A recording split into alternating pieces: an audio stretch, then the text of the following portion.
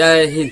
चल जाने वाले हम आज के क्लास में हम लोग जानेंगे कि जो उत्सर्जन पदार्थ होते हैं ना जीवों में, कौन सा जीव होते हैं, क्या उत्सर्जन करता है वेस्ट में, है ना, वेस्टेज क्या निकलता है। देखिएगा आप लोग क्या करते हैं ना, जैसे हम लोग पहले जीव जंतु के बारे में पढ़ेंगे, उसके बाद हम लोग पेड़ पौधा का भी इसी में बता देंगे, ताकि क्या हो, कम समय में ज्यादा हम लोग क्या कर सकते हैं। अच्छे याद रखिएगा, जो एग्जाम होने वाला है सितंबर में जरूर आएगा, याद रखिएगा, या तो पेड़ पौधा से पूछे या तो जीवों से पूछेगा। देखिएगा आप क्या करते हैं, जीवों के नाम लिखते हैं, यहाँ पे कौन कौन जीव है, क्या निकालता है, इधर लिख दिए उत्सर्जी पदार्थ, क्या मतलब कौन सा क्या चीज उत्सर्जन करता है, और यहाँ पे लिखे उसे क्या कहा जाता है, जब निकालता है तो उसे किस नाम से जाना जाता है। तो चलिए यहाँ देखिएगा, सबसे पहला जीव हम लोग लेते हैं, सबसे आसान वाला पहला देखिएगा, सबसे आसान है मछली।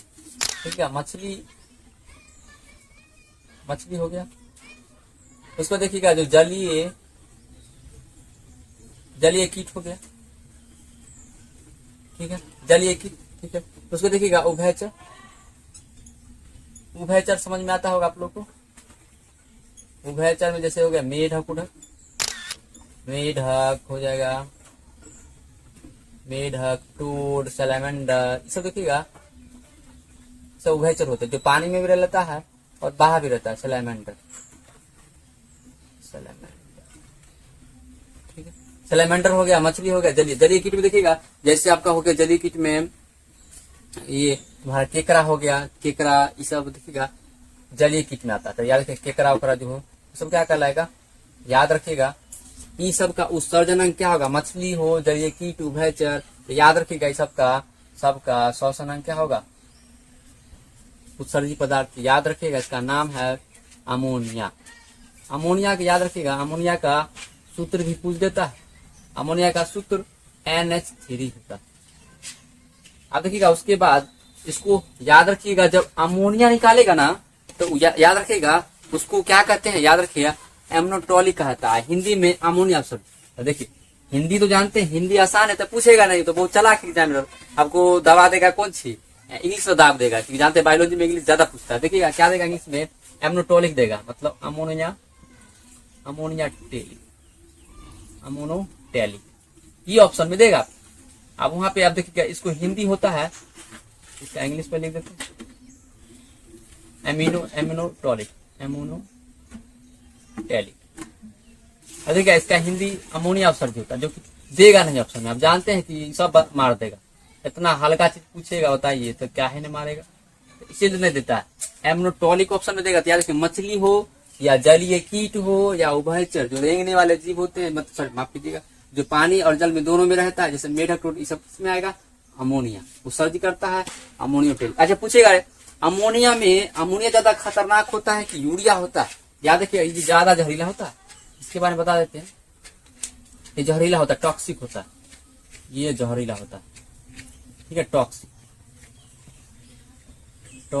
होता है, जहरीला। याद रखिएगा ये क्या होता है, जहरीला होता है, ज्यादा टॉक्सिक होता है ये अमोनिया। अच्छा आप ये भी जरूरी है कि अमोनिया निकालने के लिए ना बहुत ज्यादा जल की आवश्यकता होता है, जो कि नॉर्मल आदमी नहीं निकाल सकता। याद रखिएगा, तो अमोनिया पूछेगा निकालने के लिए क्या चाहिए, जल की आवश्यकता अधिक चाहिए, जल अधिक चाहिए, जल अधिक चाहिए। इसे उत्सर्जन करने के लिए क्या चाहिए, उत्सर्जन करने के लिए जल की अधिक आवश्यकता होती है, जल की अधिक आवश्यकता होती है, आवश्यकता।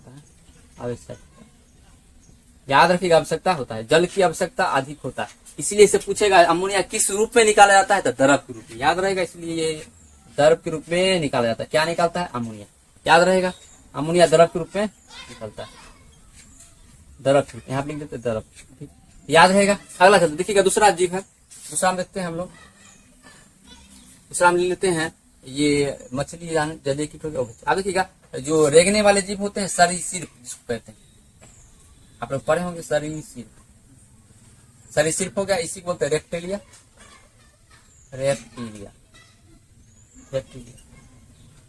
ठीक है, इसमें देखिएगा कौन कौन आएगा, याद रखिए रेप्टिलिया में आप लोग को क्या क्या आ जाएगा, याद रखिएगा रेंगने वाले जीव, जैसे सर्प हो गया, सांप हो गया, जैसे देखिएगा गिरगिट हो गया,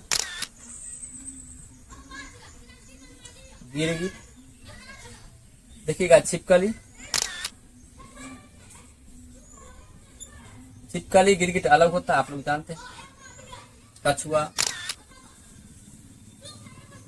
गिरगिट, छिपकली, कछुआ, ये सब देखिएगा जितने भी है सर रेंगने वाले चीज, ठीक है। सर्प हो गया, गिरीट हो गया, छिपकली हो गया, कछुआ हो गया, मगरमच्छ, है ना, ये सब देखिएगा, मगरमच्छ हो गया, ये मगरमच्छ, ये सब देखिएगा, ये सब का जो मगरमच्छ, ये सब का देखिएगा, और सरीसृप का और स्थलीय कीट,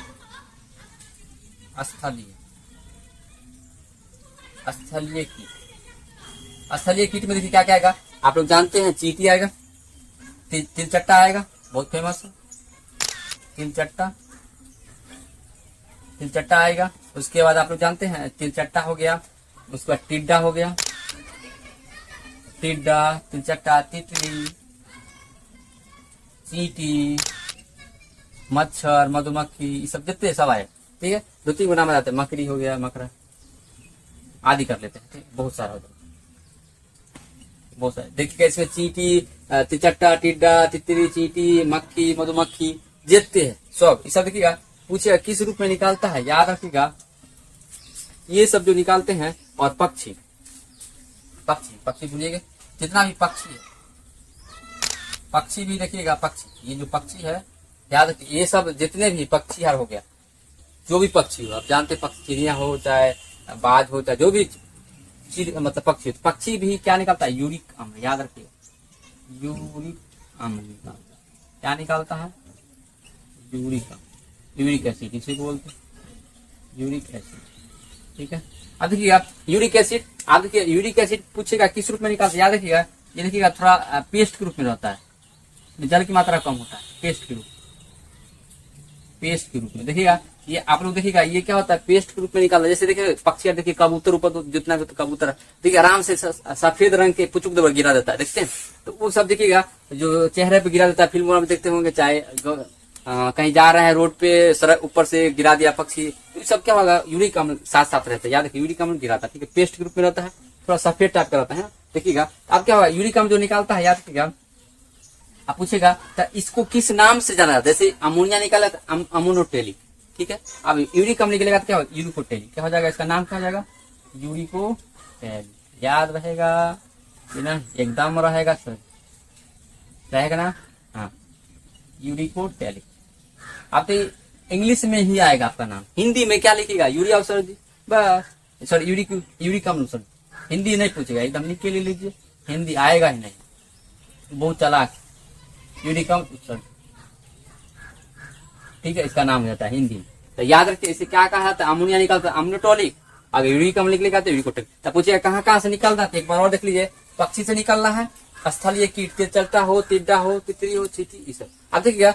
और सर सिर्फ रेंगने वाला जीव जो है सर्प और गिरगिट, आप देखिएगा। एक चीज और इसी में नोट पॉइंट बता दे रहे हैं, हम लोग ऊपर चलते हैं, नोट पॉइंट बता देते, देखिएगा, अमोनिया याद रहेगा, मछली, मैं मछली में पूछता ज्यादा था। अब देखिए इसी को नोट पॉइंट बता दे, तब तीसरा आता है, एक साथ पढ़ा देते, तीसरा बता देते, नोट पॉइंट हम लोग नीचे पढ़ने एक साथ। तीसरा देखिएगा, तीसरा आपका है, तीसरा में जितना भी देखिएगा, जानवर हो गया, मनुष्य हो गया, जानवर, मनुष्य, ठीक है। उसके बाद आपका हो गया चमगादड़,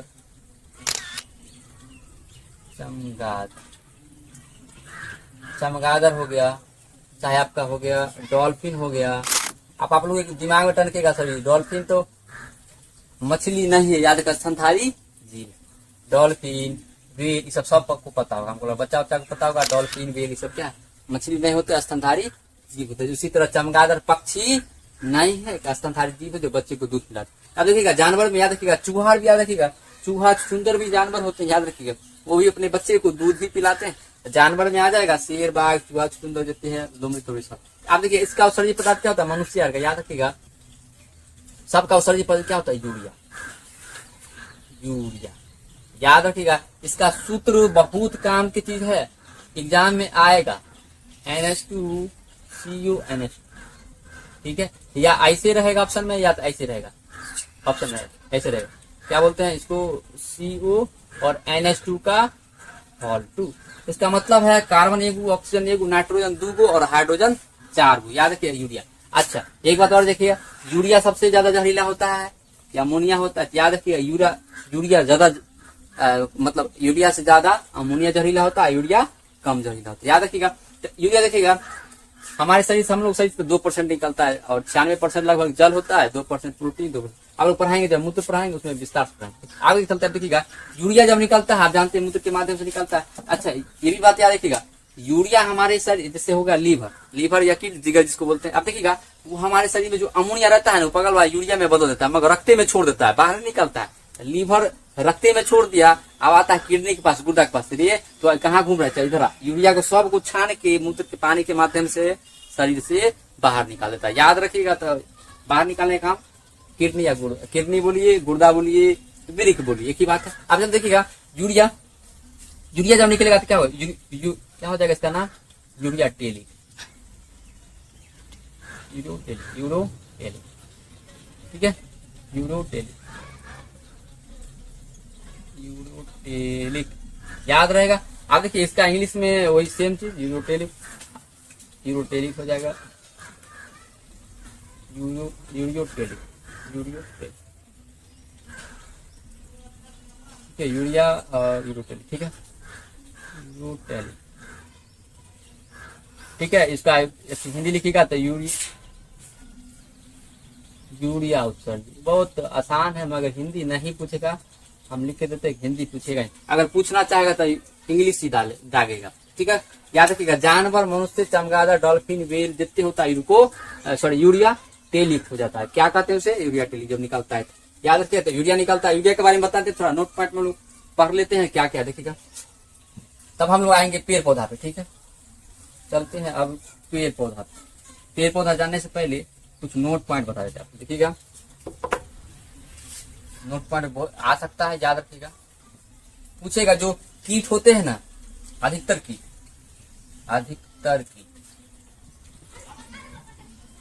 जानते हैं, कीट 6 पैर वाला पोटा में सब आता है, ऊपर हो गया। देखिएगा अधिकतर जो कीट होते हैं, जैसे हो गया आपका तिलचट्टा हो गया,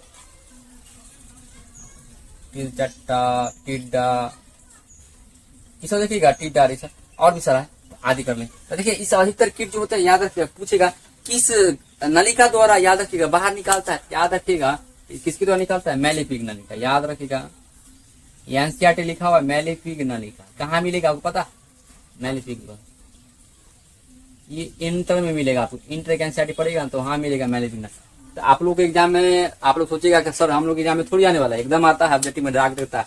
याद रखिए मैलेफिक नलिका, याद है, इसको मैलीथियम भी बोलता है, मैलीपियम थियम, ठीक है। याद रखिए मैलेफिक नलिका द्वारा क्या होता है, अधिकतर कीट जैसे तिलचट्टा हो, टिड्डा हो, मच्छर हो, मक्खी, जितने सब निकालता है, ठीक है। याद रहेगा मैलेफिक नलिका, याद रहेगा। अब देखिएगा कुछ और भी जैसे बता देते हैं, एक आपको झींगा जैसे देखिएगा, झींगा याद रखिएगा, स्थलीय कीट है, सॉरी मतलब जलीय कीट है, ना कि मछली। आप लोग जानते होंगे झींगा एक ऑर्थोपोडा का है, कौन भी बोला जाता है, कौन। आप देखिएगा ये क्या करता है, ये अलग रख लेते हैं, ये अलग।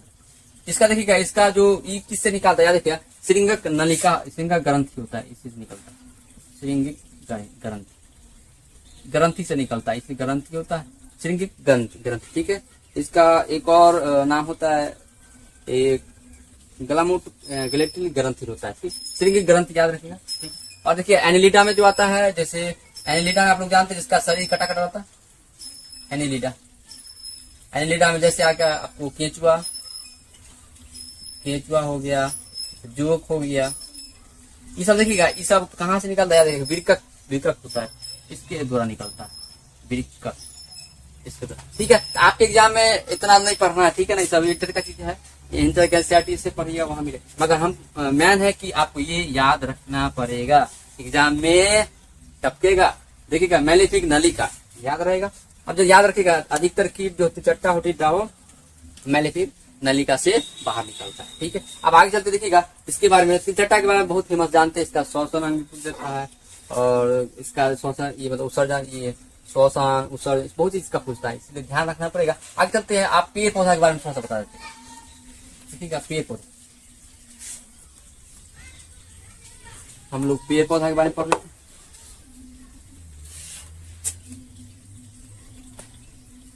ये याद रखिए, इसको अलग अलग पेड़ पौधा। पेड़ पौधा का याद रखिएगा, ये अलग टॉपिक है, इसको अलग। पेड़ पौधा का पूछेगा कोई निश्चित स्थान होता है क्या उत्सर्जन के? एकदम नहीं होता, एकदम मरेगा, कोई निश्चित स्थान नहीं होता। याद रखिएगा, पेड़ पौधा कहीं से भी कर लेता। सर कहाँ कहाँ से करते ये भी बता। देखिएगा जब पत्ता, देखिएगा पत्ता क्या होता है, एक समय के बाद देखिए पुराना हो जाता है, पत्ता गिर जाता है, फिर नया पत्ता आता है, फिर वो पुराना हो जाता है, फिर गिर जाता है। याद रखिएगा पत्ते से होता है।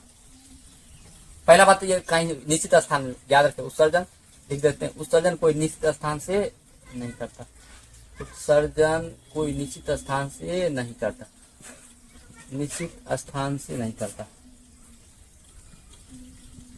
नहीं करता, पहला बात।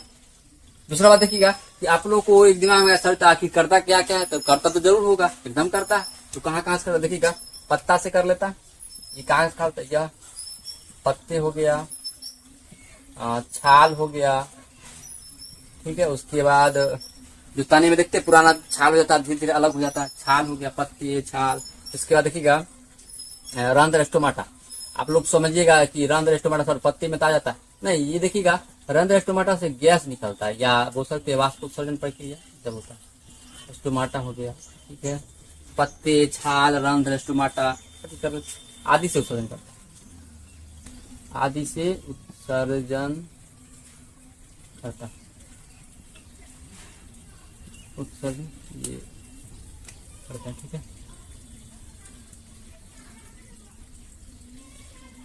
उत्सर्जन करता है, ठीक है। याद रहेगा, याद है कि पत्ते से, पत्ता से कर लेता है, छाल से कर लेता है, रंध्र स्टोमाटा इंग्लिश में बोलते हैं, ठीक, इससे करता है। तो देखिएगा अब हम लोग चलते हैं क्या कि ये हो गया होगा मैन नाली का जो देखिएगा मैन रहेगा ना, हम उस पर टिक लगा देते हैं ताकि आप काम हो जाए। अब एक ऑब्जेक्टिव बार बार पूछेगा, आपको याद रखिएगा कि ये पेड़ पौधा की उत्सर्जन करता क्या क्या, उत्सर्जी पदार्थ क्या क्या, पेड़ पौधा का उत्सर्जी पदार्थ, पेड़ पौधा का उत्सर्जी पदार्थ, उत्सर्जी पदार्थ आखिर क्या क्या, इसको हटा देते हैं, ये तो पहले से इसका जरूरत नहीं। देखिएगा पेड़ पौधा का उत्सर्जी पदार्थ क्या क्या, देखिएगा पहला CO2 बाहर निकलता है, CO2 हो या ऑक्सीजन, या बोल सकते हैं ऑक्सीजन, और जलवाष्प, देखिएगा जलवाष्प आप लोग पढ़ेंगे, वाष्पोत्सर्जन प्रक्रिया द्वारा निकलता है। ये सब कहाँ से निकलता है, याद रखिए सब कहाँ से निकलता है, रंध्र द्वारा, रंध्र या स्टोमाटा, जानते हैं पेड़ पौधा पत्तों में पाया जाता है स्टोमाटा। आप देखिए अगला, ये तो समझ में आ गया होगा। आप देखिए मैन है कि जैसे रेजिन हो गया, इसमें एक नमी देते हैं, जैसे हो गया आपका ले लेते सबसे पहले लैटेक्स हो गया, दूसरा ले लेते हैं हम लोग रेजिन ले लेते हैं, रेजिन, तीसरा ले लेते हैं गोंद हो गया, रेजिन, गोंद, उसके बाद लैटेक्स, रेजिन, गोंद और टैनिन। सब कहाँ से निकलता है थोड़ा थोड़ा बता देते हैं। और जो भी ऑब्जेक्टिव बनने वाला देखिएगा यहीं से बनेगा, इससे बाहर आ ही नहीं सकता है एकदम। लैटेक्स देखिएगा, लैटेक्स के क्या कर, लैटेक्स देखिएगा थोड़ा सा ये क्या होता है, याद रखिएगा उजला होता है, मतलब सफेद और गाढ़ा होता है।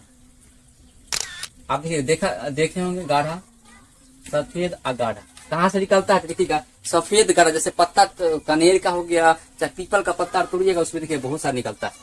पीपल के पत्ता, पीपल हो गया, पीली पत्ता वाला कनेर हो गया, पीले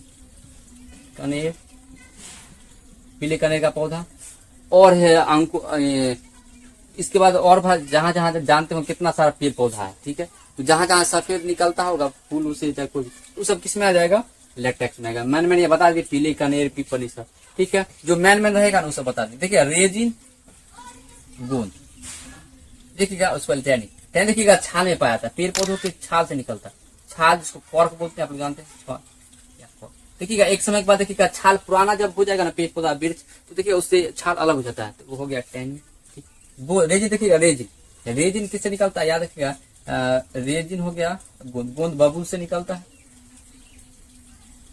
बबूल हो गया, सोहजन हो गया, ठीक है, इस सब से आम हो गया, इस सब मगर मैन याद रखिएगा, बबूल याद रखिएगा। इसके अलावा आप लोग सोहजन लिख सकते हैं, ठीक है, आम लिख सकते हैं मैन। अगर रेजिन देखिएगा, ये सब रेजिन देखिएगा तो याद रखिएगा, चीड़ का पौधा होता है उसको निकलता है चीड़, ठीक है, चीड़ के पौधा, ठीक है, तो याद रखिएगा। इसके अलावा एक चीज और बनता है ऑब्जेक्टिव में, याद रखिए, रेजिन पूछ देता है, गोंद भी पूछ देता है, ये सब पूछ देता है कि किस पौधा से निकलता है, स्पेशल पूछेगा। तो भारतीय में लिखा हुआ है, आप लोग पढ़ेगा तो वहां लिखा हुआ किस से निकलता है। एक चीज और एनसीईआरटी में लिखा हुआ है, देखिए एनसीईआरटी किताब पढ़ेगा तो वहां पे और क्या बार एग्जाम में पूछा है पता नहीं, पूछेगा भी पूछेगा, क्या बार पूछेगा और पता नहीं। देखिएगा बहुत ही झिलिया है, बता देते हैं तो ये पॉइंट कि पूछेगा कि जो पुराने जाइलम, पुराने पेड़ पौधे के जो पुराने जाइलम होता है, पुराने जाइलम में रेजिन और गोंद क्या होते हैं, संचित होते हैं। रेजिन और गोंद संचित होते हैं। ये देखिएगा कितना बार पूछा है,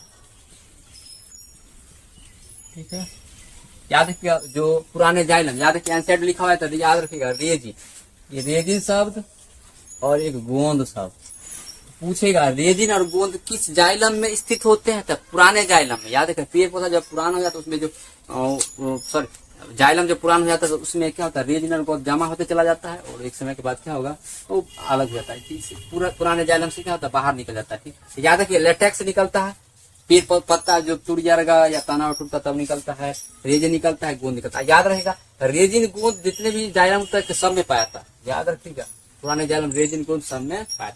तो गोंद देखे होंगे, गोंद बबूल के पौधा, ये सब बताइए दे, टैनिन बताइए दे। अब देखिए इसमें से पेड़ पौधा का भी क्लियर हो गया। याद रखिएगा पुराने जाइलम में रेजिन और गोंद संचित होता है, संचित पदार्थ बहुत फेमस है, क्या है, ठीक है। इसके बाद हम लोग चलते हैं, जो भी ऑब्जेक्टिव बनने वाले हैं ना इसमें बता दिए, ठीक है। और एक दो चीज और बता देते हैं आपको कि हाँ, नोट पॉइंट बता देते, ये हो गया। चलिए नोट पॉइंट एक और बता देते हैं कि आपको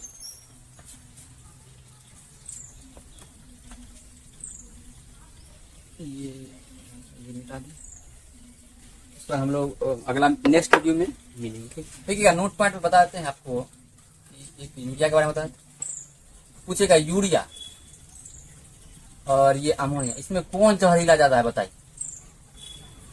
अमोनिया NH3 और ये रहा NH2 CO NH3, ठीक है।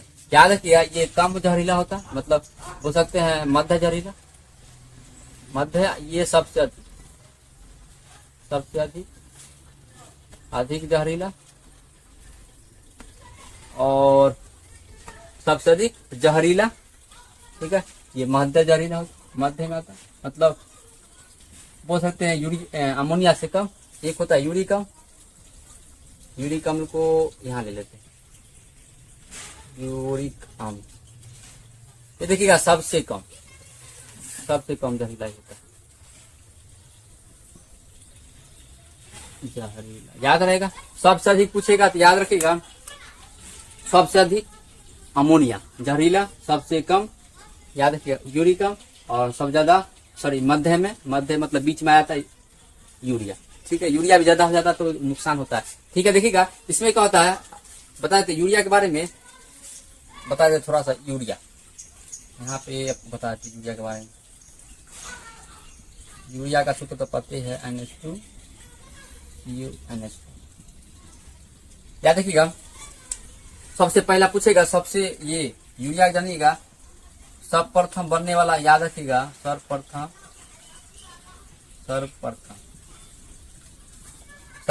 ये बनने वाला, याद रखिएगा कृत्रिम कार्बनिक यौगिक है, कार्बनिक यौगिक है। सबसे पहला बनने वाला यौगिक पूछेगा कौन है, तो याद रखिएगा यही है कृत्रिम कार्बनिक यौगिक, याद रहेगा। सबसे पहला किसने बनाया था थोड़ा सा बता देते, फ्रेडरिक बोलर था, याद रखिएगा फ्रेडरिक बोलर, इसी ने बनाया था।